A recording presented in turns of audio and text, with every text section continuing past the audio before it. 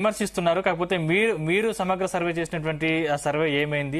మీరు నైతిక హక్కు లేదు మీకు విమర్శించే, ఎందుకంటే మీరు కనీసం దాన్ని బయట కూడా పెట్టలేదు అని చాలా విభిన్నమైన వాదనలు వినిపిస్తున్నాయి. ఏం చెప్తారు? కుటుంబ సర్వే ఎంత ప్రతిష్టాత్మకంగా జరిగిందో, సమగ్ర కుటుంబ సర్వే నుంచి వచ్చినటువంటి ఆ ఇన్ఫర్మేషన్ తో 10 ఏళ్లలో ఎన్ని పథకాలు ప్రజలకు అందించారో ఇప్పుడు స్పష్టంగా ప్రజల నుంచి వస్తున్న విషయాలు ఏవైతే ఉన్నాయో అర్థమవుతున్నాయి సార్.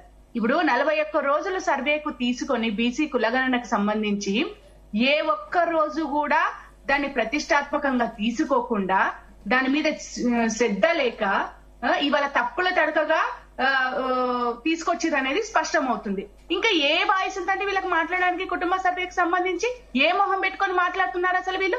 ఆడలేక పాత గజలు అని చెప్పేసి పదే మాట్లాడుతుంటే అసలు ఈ మేధావితనానికి కానీ ఇప్పుడు మాట్లాడుతున్న వాళ్ళైతే అసలు కొంచెమన్నా అర్థం ఉండాలి, మాట్లాడడానికి ఒక నైతికత ఉండాలి. అధికారులు తప్పులు చేసిరని చెప్పేసి మాట్లాడుతున్నారు. ఇంత మేధావి భావదారిద్ర్యం ఉంటే ఇంకేం మాట్లాడతాను చెప్పండి? అంటే తప్పు జరుగుతానేమో అధికారుల మీద వేస్తారు, ఒప్పు జరుగుతానేమో ప్రభుత్వము జప్పలు చర్చుకుంటుందా? 41 రోజులు ఎందుకు పడుతుందంటే ఒక సర్వే చేయడానికి? ఇంత టైం తీసుకున్న తర్వాత అసలు ఇంత టైం తీసుకున్నారు, ఇట్లా చేశారు అనే ప్రశ్న మేధావుల నుంచి రావాల్సింది పోయి, కానీ మీ ప్రభుత్వ హయాంలో చేసినటువంటి సమగ్ర సర్వే ఎందుకు బయట పెట్టలేకపోయారు మీరు? ఒకవేళ నిజంగా మీరు బయట పెట్టుంటే ఈ సిచ్యువేషన్ ఇక్కడ వచ్చేది కాదుండేది కదా. ఒక్క విషయం అండి, బయట పెట్టలేదు అనే దానికి కొన్ని ఇప్పుడు గవర్నమెంట్ ఇప్పుడు కాంగ్రెస్ వాళ్ళు చేసిరు కదా, ఇది బయట పెట్టమని చెప్పేసి మాట్లాడుతున్నారు కదా, బయట పెట్టమని చెప్పండి. తప్పులు తడకగా చేసిన తర్వాత బయట పెట్టేంది, బయట పెట్టకపోతే ఏంది? అసలు అవసరమే లేదు కదా. ఇప్పుడు నువ్వు తప్పులు తడకగా చేసి నువ్వు పబ్లిక్ డొమైన్ లో పెట్టిన తర్వాత దాని వల్ల ఉపయోగం ఏంటి? అంటే ఓపెన్ గా నువ్వు పబ్లిక్ ను మోసం చేస్తున్నట్లే కదా. సమగ్ర కుటుంబ సర్వే బయట పెట్టలేదు అని చెప్పేసి మాట్లాడుతున్నారు. బయట పెట్టకుండా చేసిన నష్టం ఏముంది ప్రజలకి? బీఆర్ఎస్ గవర్నమెంట్ బయట పెట్టలేదు, చేసిన నష్టం ఏంటి పబ్లిక్ కి? రైతు బంధు సరిగ్గా పడలేదా?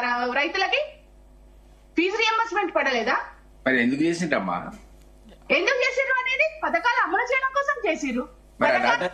పబ్లిక్ డొమైన్ లో పెట్టచ్చు కదా. పబ్లిక్ డాక్యుమెంట్, పథకాల అమలులో వచ్చిన నష్టం పబ్లిక్ డాక్యుమెంట్ తెలియదు. పబ్లిక్ డాక్యుమెంట్ కదా, పబ్లిక్ చెప్పడం తప్పేం చేసింది.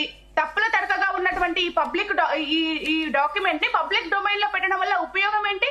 అంటే నష్టం చేసినట్టుగా బీసీ వర్గాలకి చెప్పుకోవడం ఏమో పబ్లిక్ డొమైన్ లో పెడుతున్నట్టు, సర్వే మాత్రము అసమగ్రంగా జరిగింది, న్యాయం జరగాల్సిన వరకు జరగలేదు. మీరే వేదికగా చెప్తున్నారు నా దగ్గరకు వచ్చినటువంటి వాళ్ళు నా పేరు కూడా సరిగ్గా రాయలేకపోయారు అని చెప్పేసి. అటువైపు నుంచి మల్లేశన్ సార్ చెప్తున్నారు కొన్ని కాలనీలే సర్వేకి పోలేదు అని చెప్పేసి. మేడం చెప్తూ ఉంది మా ఇంటికి కూడా రాలేదు, మేము 60 కుటుంబాలు ఉన్నాం మా అపార్ట్మెంట్ లో అని చెప్పేసి చెప్పింది. ఇంత అసమగ్రమైనటువంటి సర్వేను పబ్లిక్ డొమైన్ లో పెట్టడం వల్ల ఉపయోగం ఏందో మీరు చెప్పండి సార్. దీనివల్ల వచ్చే ఉపయోగం ఏముంది పబ్లిక్ కి? అంటే మీరు ఓపెన్ గా బీసీ వర్గాలను మోసం చేయాలనుకున్నారు. బీసీ వర్గాలకు సంబంధించినటువంటి ఓట్లు కాంగ్రెస్ గవర్నమెంట్ కు రావాలి కాబట్టి కామారెడ్డి వేదికగా డిక్లేర్ చేసిర్రు, ఈ రోజు నిలువున ముంచిర్రు.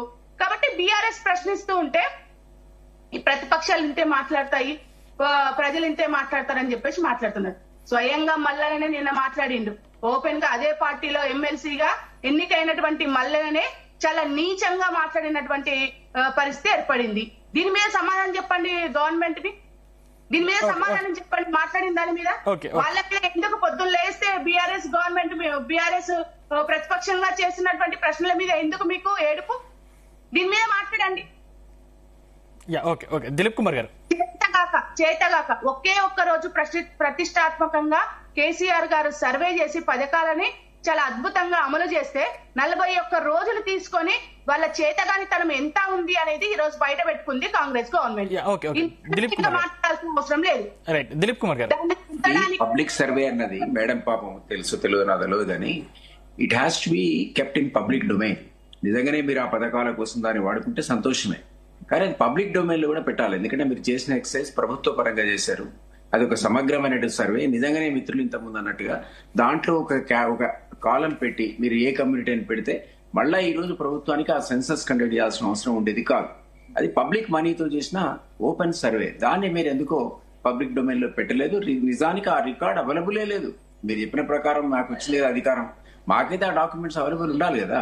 అంత మేజర్ ఎక్సైజ్ ను వేస్ట్ చేశారంటున్నా నేను. మీరు ఏ కారణం చేత ఏ డాటాతో అంటే ఇంతకుముందుకు సునీత రెడ్డి గారు చెప్పినట్టు సునీత రెడ్డి గారు మీ కాలనీలో ఉంటారన్నారు, కనీసం వాచ్మెన్ చెప్పినా స్పందించలేదు, మా దాదాపు నేను ఆల్రెడీ చెప్పాను. ఇటువంటి తప్పులు చిన్న చిన్న తప్పులు పొరపాట్లు జరిగాయి. అసలు ఆ తప్పు ఎక్కడ జరిగింది? అపార్ట్మెంటే కాదు సార్, ఇంత మ్యాసివ్ మా లైన్ మొత్తం